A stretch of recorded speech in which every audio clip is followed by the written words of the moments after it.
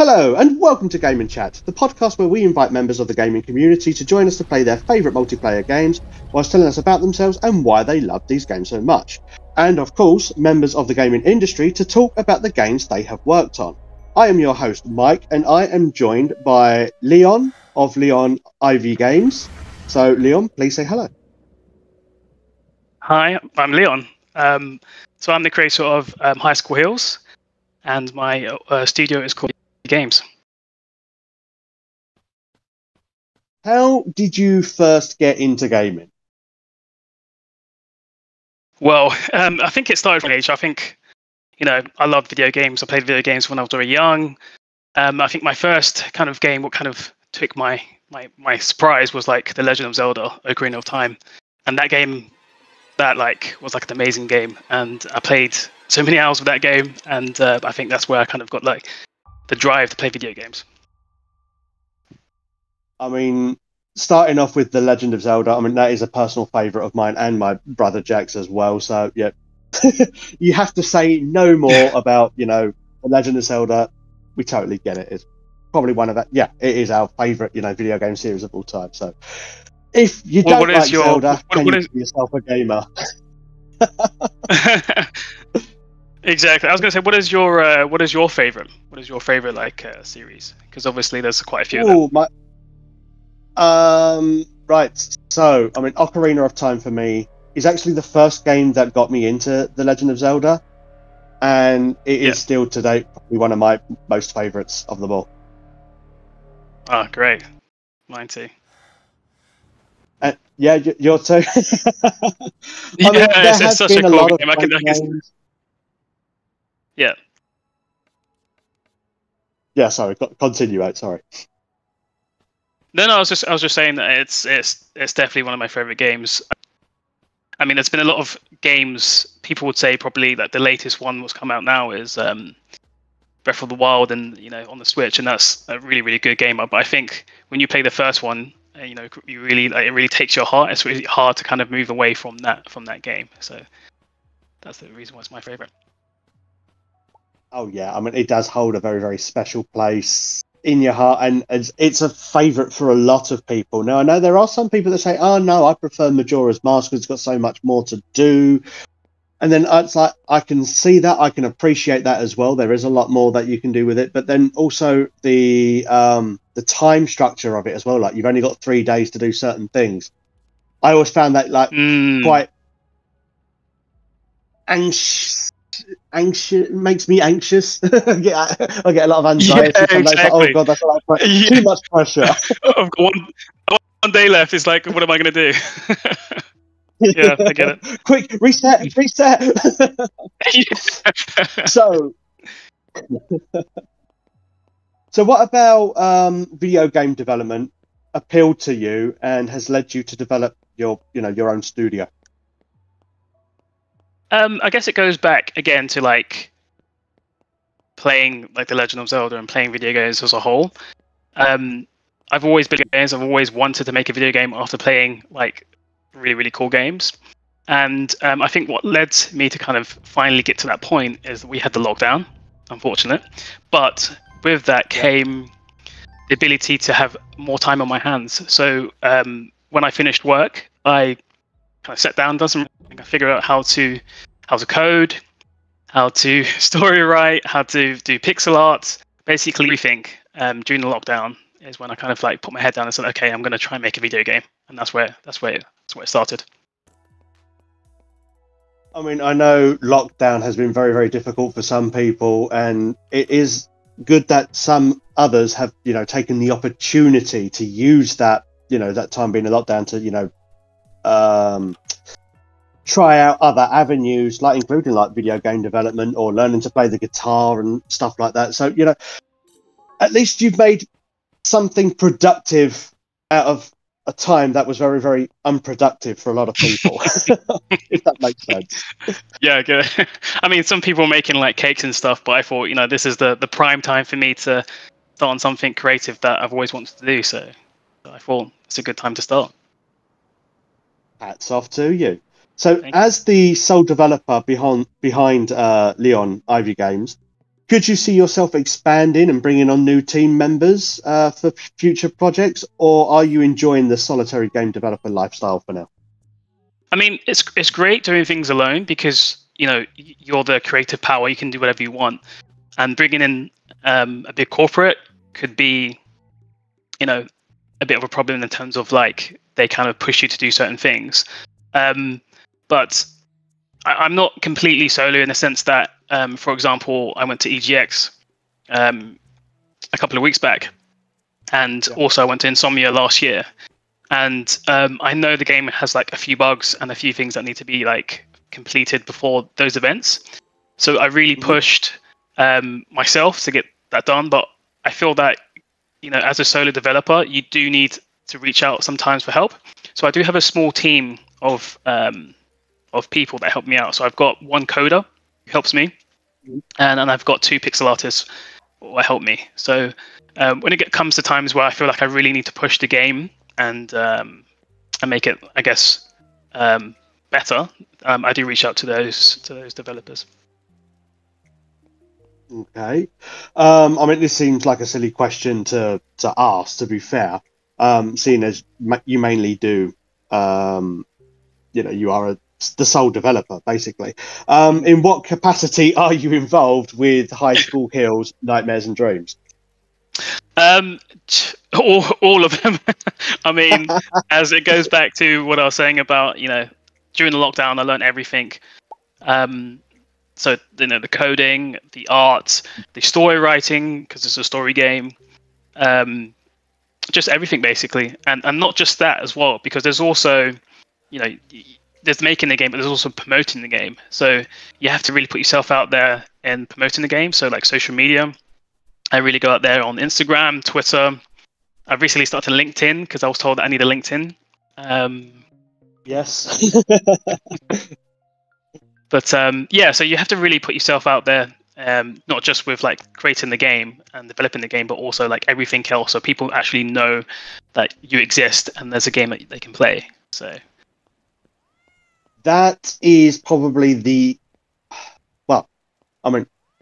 it is one of the hardest aspects, and also not, because obviously there's a lot of very, very difficult aspects in video game development.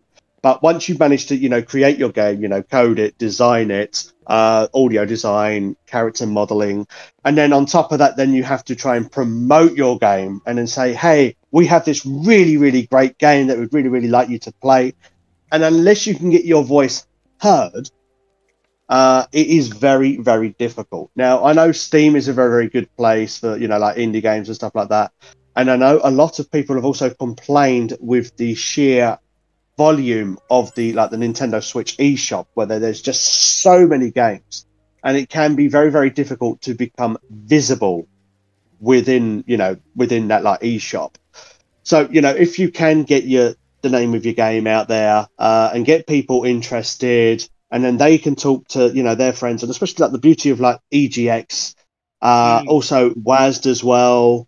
And like you said, like with Insomnia, getting the game out there so people can try it, talk with their friends and say, oh, I actually played this game and, really, really enjoyed it. I mean, that is probably one of the hardest, not so much, hard in the sense that, if you're a very, very introverted person, which a lot of artistic types can be, it's very, very difficult to talk to people. I mean, we express ourselves in different ways, don't we? So some people are very, very easy and easygoing. They can talk and talk and talk for hours, not a problem. Whereas for other people, it can be very, very difficult to get their point across, if that makes sense.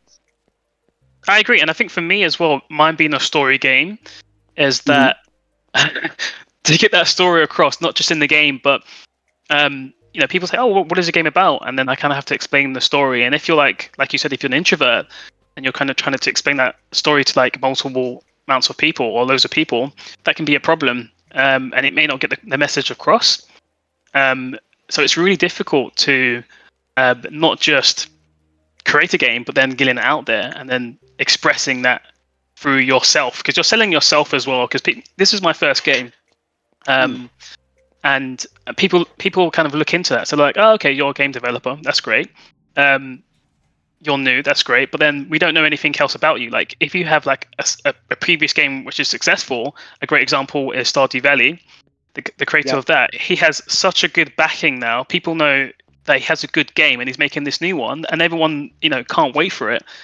And they know it's going to be a good game, or they anticipate it's going to be a good game because they know he's made a previous game which was really, really good. But for me, being a new developer, this is my first game, I've got nothing to show prior. So people are like, well, I don't really know who this guy is. He's making a game. Most developers don't finish these games. So, I think for me, it's like I have to really push to get the story out there as well as, continue making the game. So it's like two jobs in one. Oh yes. I mean, especially like being a sole developer as well, you have to wear a lot of hats, and you have to take on a lot of roles. And basically, it's a lot of plate spinning as well, because if you're like doing all the marketing and trying to sell the game, but then you're not working on the game, so you're not doing like quality assurance because that time is being used elsewhere.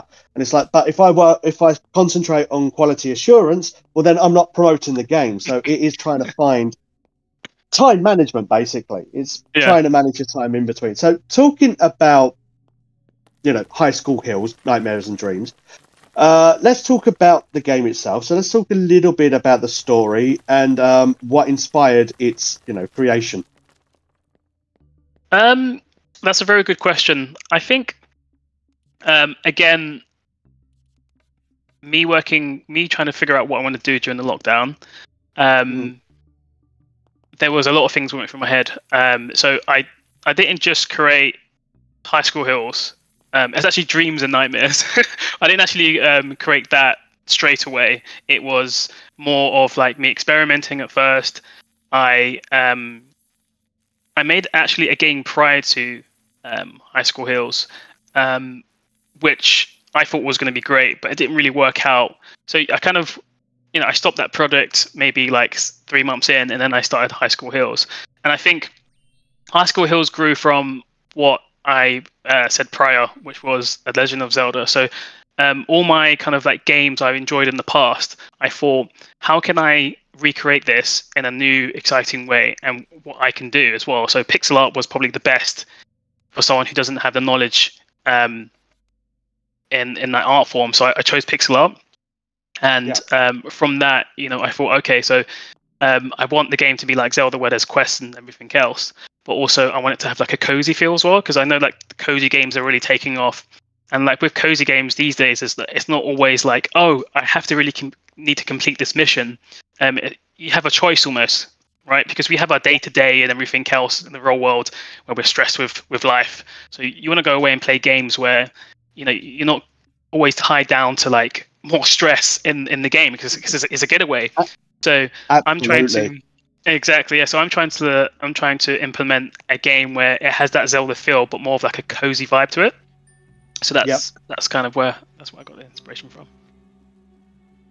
I mean, you have hit the nail on the head a little bit there, because especially in the current age, and there is a lot of issues. Well, it's not like it's all of a sudden come out. It's just it's now a bit more widely understood, like with mental health and stuff like that, or with people having very, very hectic lifestyles, because life wasn't as like it was 20 years ago or 30 years ago or 40 years ago, and a lot of people say that, but the thing is, people did suffer from mental health issues even then. They suffered from anxiety. It's not something that's all of a sudden come along. It has been rooted into our society for a very long, long time. It's just we never really had a label for it. It's just, oh, they're a bit off. No, I'm talking about like 20, 30 years ago when you said, oh, they're just they're all right, but they're a bit off. Whereas now we actually have they do suffer from anxiety, or they suffer from another mental health issue, and it is a very, very serious thing. And sometimes, like you say, like with hectic lifestyles, I mean, you could be a barista, you could be a doctor, you could be a policeman, you could be anybody who works in any kind of job, or even in an office. And it's like you're working with this hectic, you're 9 to 5, and you're getting really, really, really busy, and you come home, and Now, you go either one or two ways. You go and play something that's really, really action-packed, and you try to, let off your pent-up aggression and energy. Some people, they like to play Call of Duty. Some people play Fortnite. Some people play this. And then others, they just want to play a nice, relaxing, cozy game. Like you said, like Stardew Valley or like Animal Crossing. And, just that kind of thing, just vent in another way. So, Exactly. cozy games do have this, a welcoming, like hard to put it into words. It's a welcoming concept, or that people can just get into and just relax. They don't have to, overthink things. It's like, okay, so I just got some menial tasks just to help just make my way through a game and enjoy it. It doesn't have to be, oh, you got 20 minutes to do this mission really, really quickly, or you have to get so many headshots in like 5 seconds or whatever. But, sometimes you just want a nice, easy flowing game as well. Exactly. Now, I believe it started off as a Kickstarter project.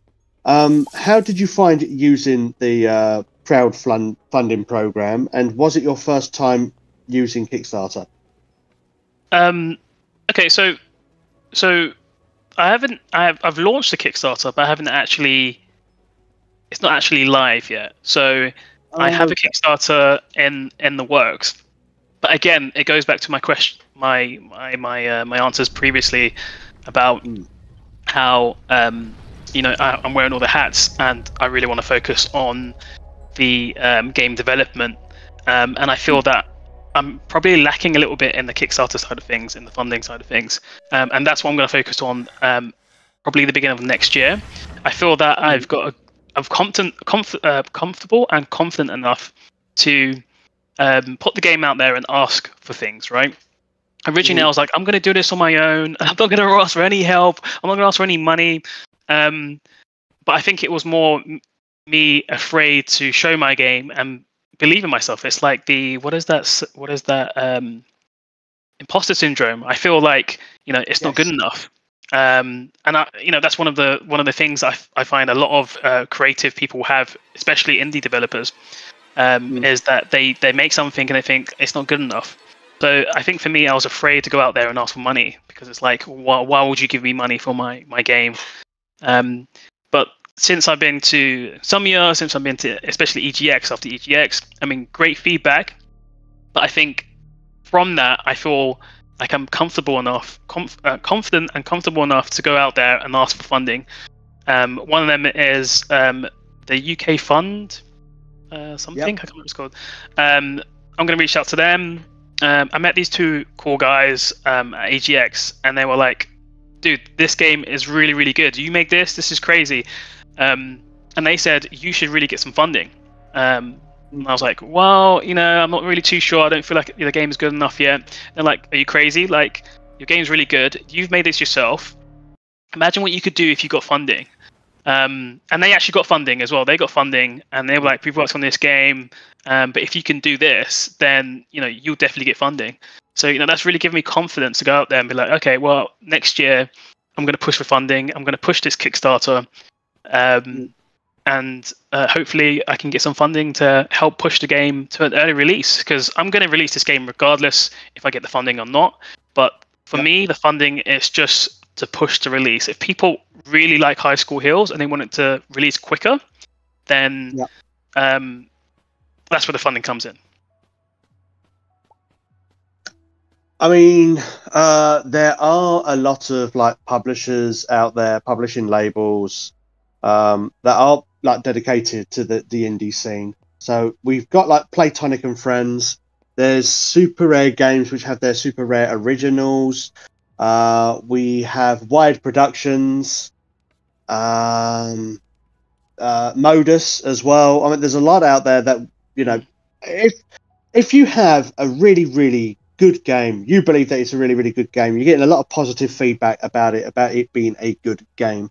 Then once you've got that, there, I'm sure publishers will line up and say, hey, we're interested in your game, and going to events like EGX and Insomnia is good for networking, for that kind of thing, because then you can meet up with these publishers and say, hey, look, I've got this game. Would you be interested in trying it out? Is it something that, you may consider backing?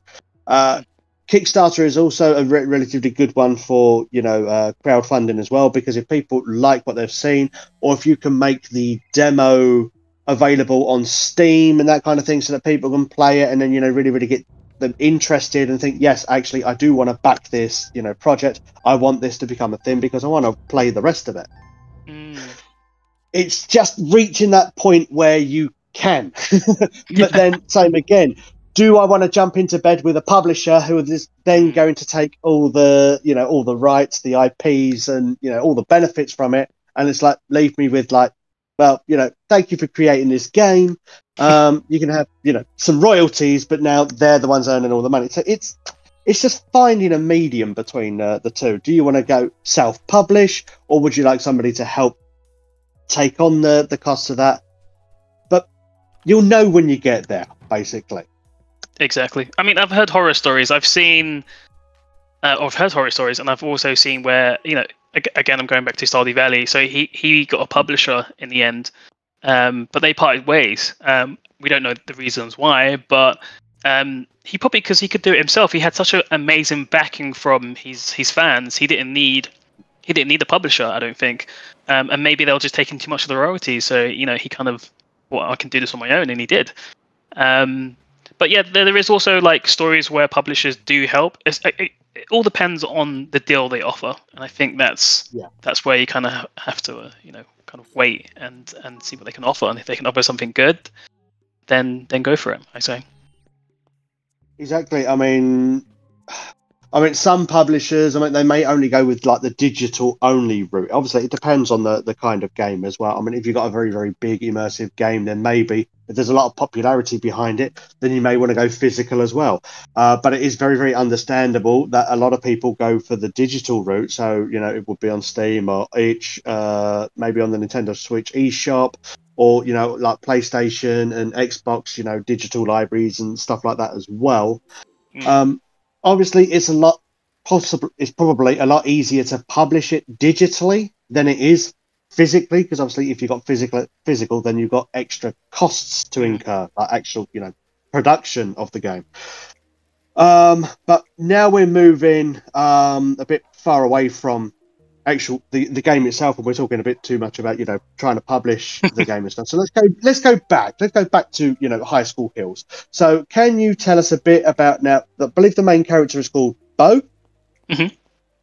Okay, so let's talk about Bo and his role within High School Hills.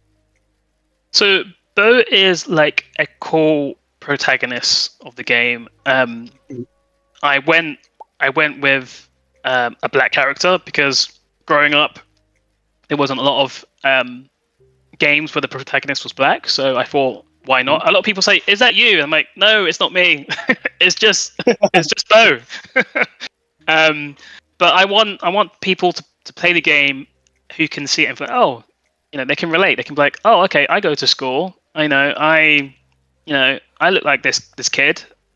So he's just a normal kid, but he's the main guy, and he's had this problem where his mother's gone missing, and he moves to this new town, and in this new town there's a place called High School Hills, and he has to kind of discover why his mother's gone missing, and there's all these like, little adventures he goes on. So that's Bo. He's just a cool guy, and he just wants to figure out what happened to his mother. I find like you said, growing up, there hasn't been a lot of diversity in video games.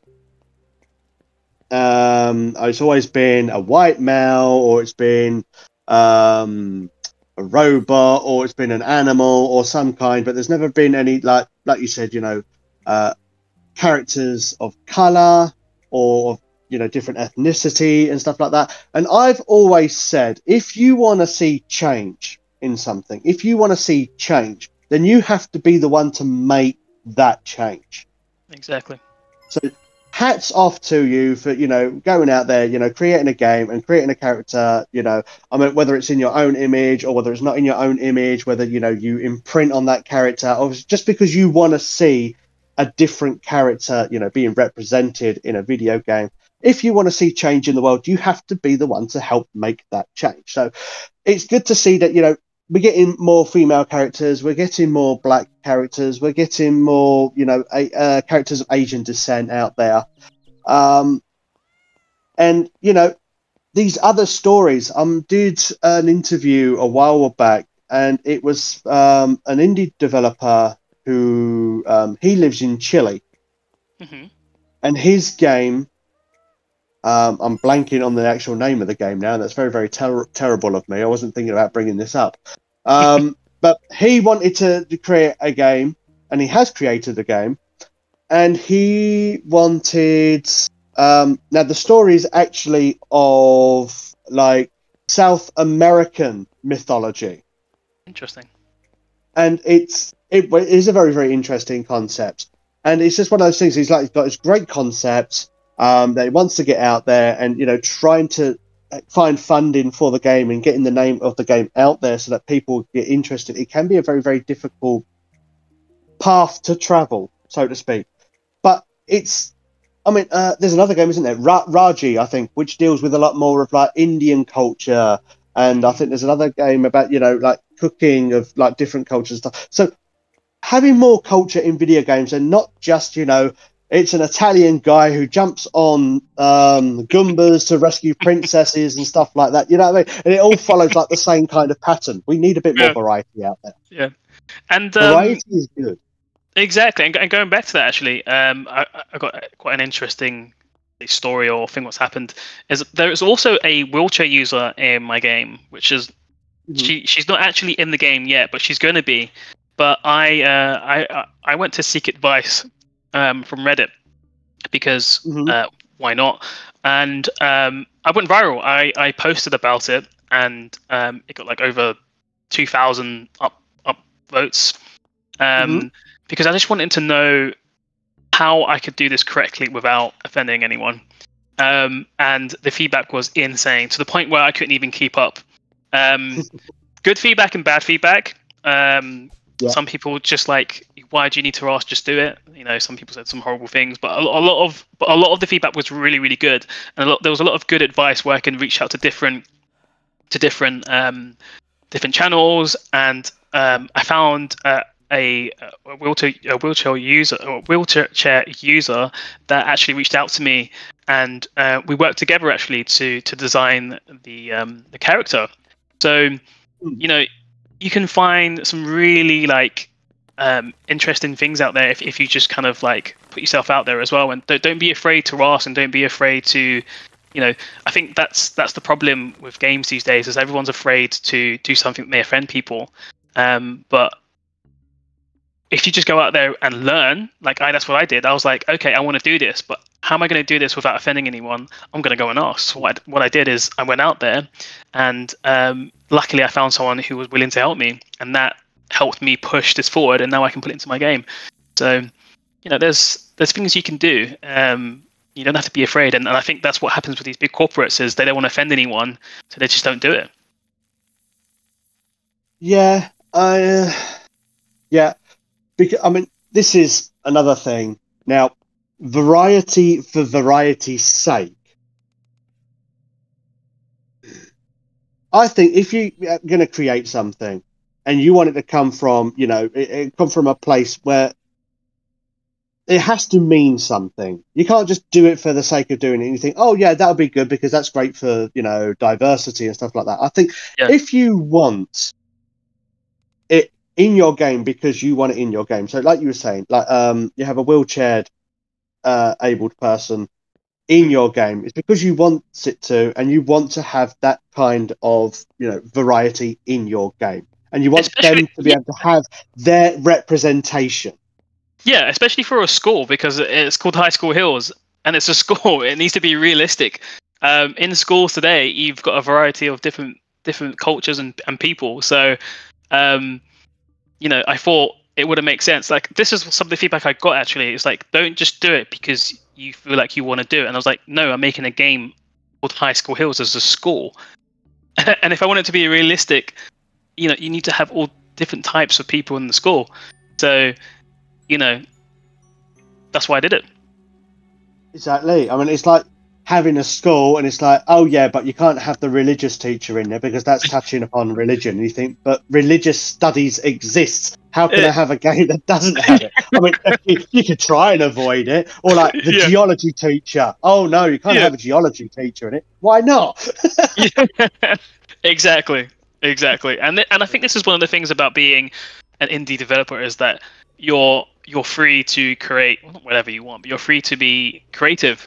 You know, and you know, you can explore with that, and you can do more. And I think that's why indie games are kind of taking off, because all these big corporates are making games that are just money grabs, and there's no creativity there. So I feel that, you know, with these small studios and developers, they can do this. They can make it exciting and fun. Well, yeah, because like you said, like with big developers and things, they have a checklist. Mm-hmm. Basically, it's like, well, we need to mark off everything on this checklist. Oh, do we have a person of color? Okay, yeah, check. Do we have a woman? Yeah, check. Do we have somebody who is of the LGBTQIA plus community? And if I have said that wrong, I do apologize. I am here to be educated. So if I do say anything wrong, please say in the comments that, yay, you got this right, fantastic. Or if I got it wrong, you know, please let me know what it is. Okay, so I do apologize. But like with the big companies, you know, they've just got to mark off things and say, okay, it's got to have this, it's got to have this, it's got to have that. And then they forget about the core part of a game, and that's the gameplay. Mm-hmm. So, you know, it does have to come from a place, and you were willing to go out there and ask and talk to people. You know, you're willing to be educated on, you know, what you should do, what you shouldn't do, what you can do, to make sure that the characters in the game are represented fairly. Mm-hmm. And it's not just a stereotype of the character. Oh, this is a nerd. Like, for example, we take a nerdy kid. Oh, this is a nerdy kid, so now he has to have really, really, really big glasses. He's got to have braces. He's got to have, you know, suspenders for his trousers. You know, that's very, very stereotypical thing. Now, I do apologize. The thing is that nerds don't look like that. Nerds don't look like that. Nerds can look like you. They can look like me. I mean, it's anybody who is really, really smart or really, really likes, you know, really, really scientific things, or even not. They just really, really, really like certain things as well. It can be absolutely anyone. So this is where stereotypes are, you know, wrong. But at least you went out there and you tried to learn what you can to, you know, make sure that your character is represented fairly. Exactly. Oh, this is getting a bit too deep now. So let's bring it back. Let's make it a bit lighter now. We're going to make it light with an extremely serious question. And obviously, this is probably the most serious question that we have here for our interview. And it is, now Bo has a dog. He does. Can you pet the dog? You can, but not yet in the game. So you can pet Bo. So I mean, Bo. You can pet. So his name's Miko. You can pet Miko in my version of the game, which is not released, because I'm working on the petting, because it's not how I actually want it to be. So you can, or I can, but you can't. Not yet, anyway. All right, then. So we can't pet the dog, but you can. Okay, that's all right. As long as the dog can be petted. Okay, so since you first devised High School Hills, how much has the game changed over time through development? I mean, obviously, one thing that you touched upon was that you will be able to pet the dog. It's just not available in the demo yet. So that's one thing. Well, I think High School Hills has come a long way, in the sense that when I first started, it wasn't even High School Hills. I was working on, not a lot of people know about this, but I was working on a fighting game. And I worked on that for, let's say, 3.5 months, 3 months around. And it just wasn't working. I wasn't enjoying it. I didn't like how it looked, the art, everything else. And I thought, I don't really want to start again. I've spent so much time on this game, you know. I've learned so much. Do I really want to start again? But I think that's one of the things about becoming. I mean, I'm not entirely successful yet, but I think if you really want your game to be something, then do what you want to do. Like, if you're not happy with what you're making, then don't be afraid to start again. And I think that's what's helped me get to where I am now. So I stopped after 3.5 months or whatever it was, and I started making High School Heroes, and it's changed so many times throughout the years. Actually, I'm actually going to change a big part of the game after EGX, and although the feedback was good, there's watching people play my game. You just get so much feedback. It's insane, and from that, it's helped me to this day. Probably once I get off this call and this interview, is that I'm going to start working on a big part of the start of the game again.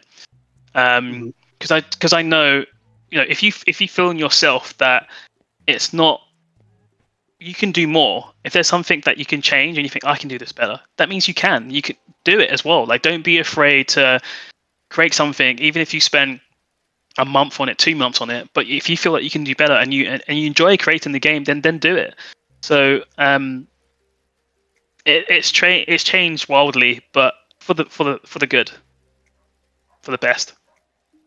I mean, yeah, there's a lot of like feedback, either if it's negative or positive. I mean, you can always turn a negative into a positive.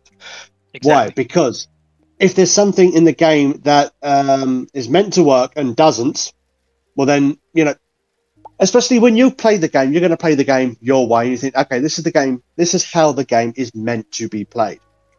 And then you'll get somebody come along and play the game, and they'll play it completely different to the way that you would normally play the game. And then they discover things, and you also discover things that you didn't know was possible in your game. And then you think, oh, this I can actually implement and maybe do this to make it intentional in another stage or in another area of the game. Or you think, oh, hang on, there's a bug there. I need to fix that. So you get a lot of, like quality assurance, especially when, like you're getting people to play the demo of the game, because then you can see what things work, what things don't. And whether, also a very, very important thing of, video games, not just that they're fun to play, but that they're fun to watch someone play. Yeah, and I found that at EGX, it was actually quite fun watching people play my game. So there was a I've actually got it on video. There was like a dad and a son, and the kid was quite young actually. I don't think he probably could play the game, understand it, but he managed to, what with his dad helping him, he managed to get to. So in the game, there's another game you can play called Bitcon, and that has games on it that you can play, right? And one of the games is Ninja Jump. So the boy managed to find the Bitcon console and played it, and he was playing with his dad, and like he was like laughing, and like every time he couldn't get to one point of the game, and the character was like falling, he was like laughing. I was like, oh, this is the reason why I make this game. It's because you get joy from like people playing it, and people like you saw this dad and this child come together and like really enjoy their time, and it's just like, oh, this is why I'm doing this. This is the joy I'm getting watching these people play. So yeah, that was probably like one of the best moments of EGX for me. But yeah. Going back to now the theme of the game. Now, obviously, horror and high schools seem to go hand in hand a lot. It's quite a winning combination and has worked well in media like video games and like film. So with High School Heroes, have you done anything differently to make your title stand out from those of a similar genre? Yeah, so I guess High School Heroes being a cozy game, it's not just a cozy game, it's also a horror as well, and a mystery. And I feel that there's not many games that have that sort of like genre. I mean, I think it's going to take off. Actually, I think cozy horror games are going to become a thing very soon. I actually watched an interview with the guy who made the first tree recently, and he's just announced his cozy horror farming game, and I was like, that's crazy because I'm doing the same thing with High School Hills, and his game blew up, right? Because people love cozy games and people love horrors, but no one's really doing it. And I started on High School Hills like many years back during lockdown. I don't know how I came to this conclusion that this is going to work, but it seems like this new genre is really taking off. So it's good to see that someone else has done that and it's worked for them. So hopefully it worked for me. So watch this space for cozy horrors, cozy mysteries. They're the thing. They're the thing. That's what's going forward, I feel. Oh yes. I mean, there's a lot of like horror games out there, and a lot of them normally they tend to go to more scary than spooky. Now, I've always preferred spooky over general like jump scares and things like that. So I mean, I have played games like Outlast and Layers of Fear, and I did enjoy them, but it's not but they are like the general exception to the rule, because there are some like other horror games out there that I've not particularly enjoyed, and it's just to scare you for the sake of scaring you. Exactly. And then I prefer to go more for like spooky, so you do get your ghosts, your vampires and things, but it's a bit more comical, it's a bit more light, even though it's very, very dark or dark humor, but light in the sense of like Luigi's Mansion, for example. Yeah. So we have a ghost, it's haunted, and you get your scares and things like that, but it's not on the same scale of there is a bloodthirsty killer chasing you and they're going to hack you up. So the fact that there is a cozy horror game coming along might be a game that I am personally interested in. Awesome. Yeah.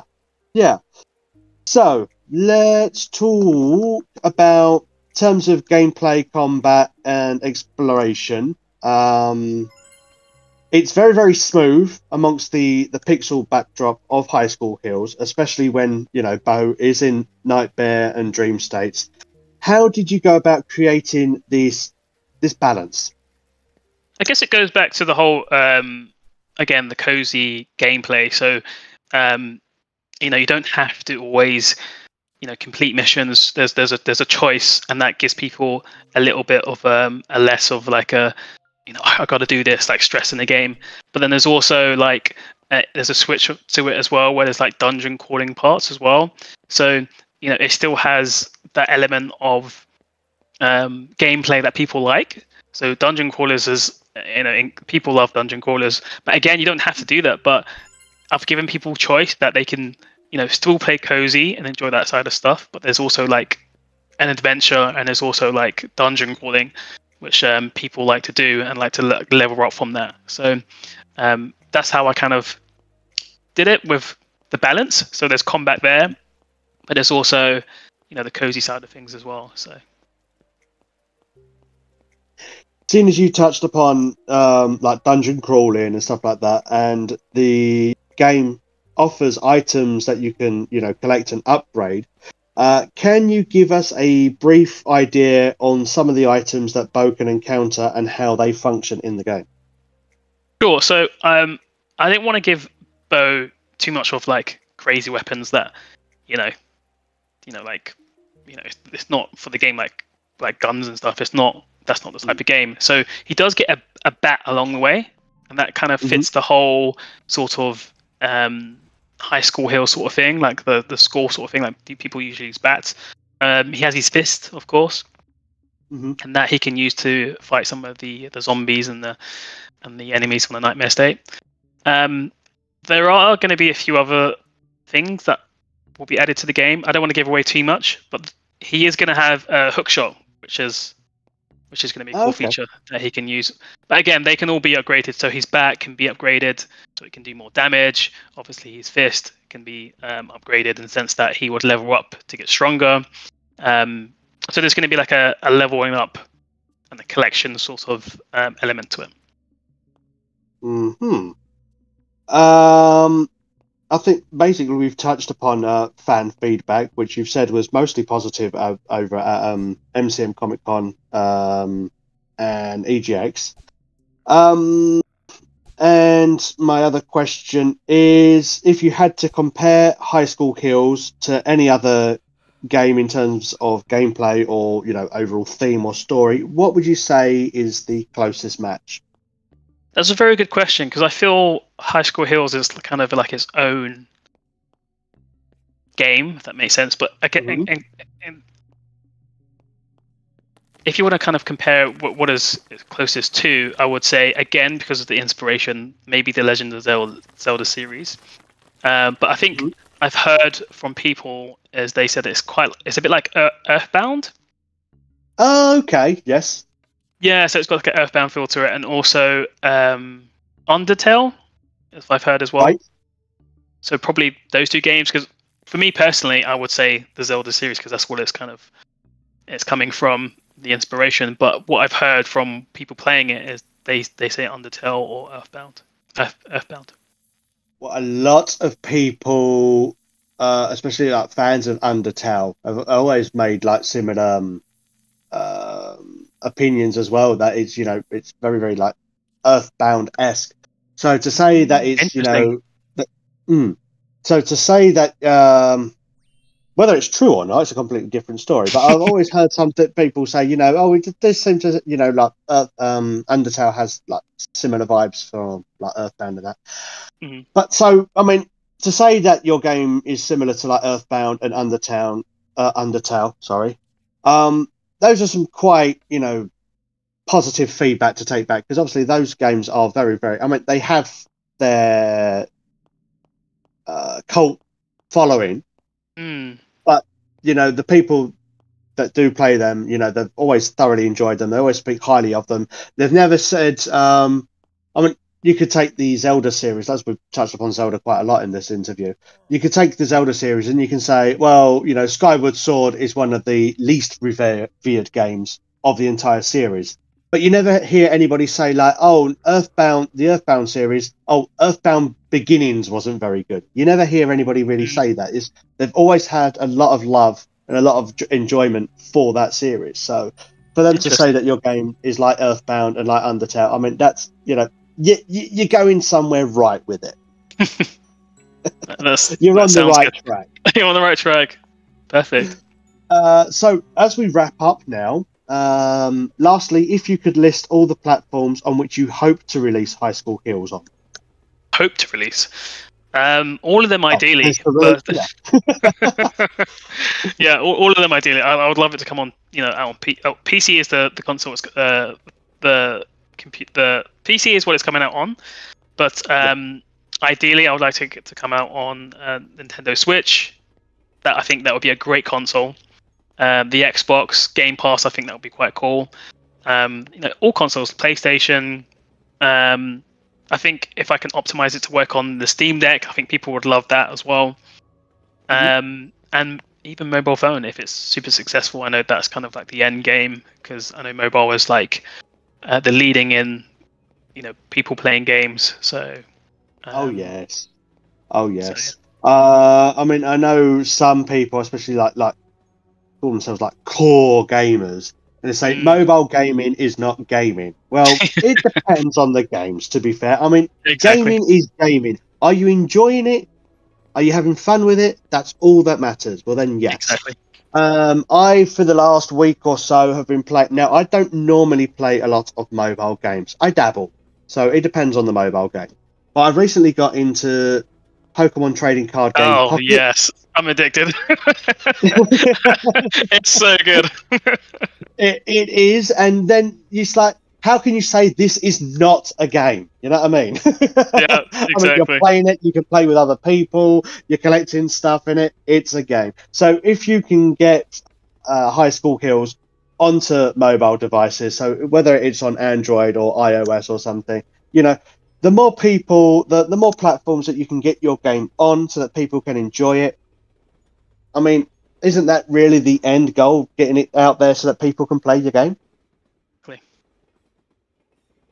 So, As with all good things that must come to an end, so must this podcast. So thank you, Leon, for joining us today, and thank you everybody at home for viewing and listening to our podcast and taking the time to tune in to our podcast.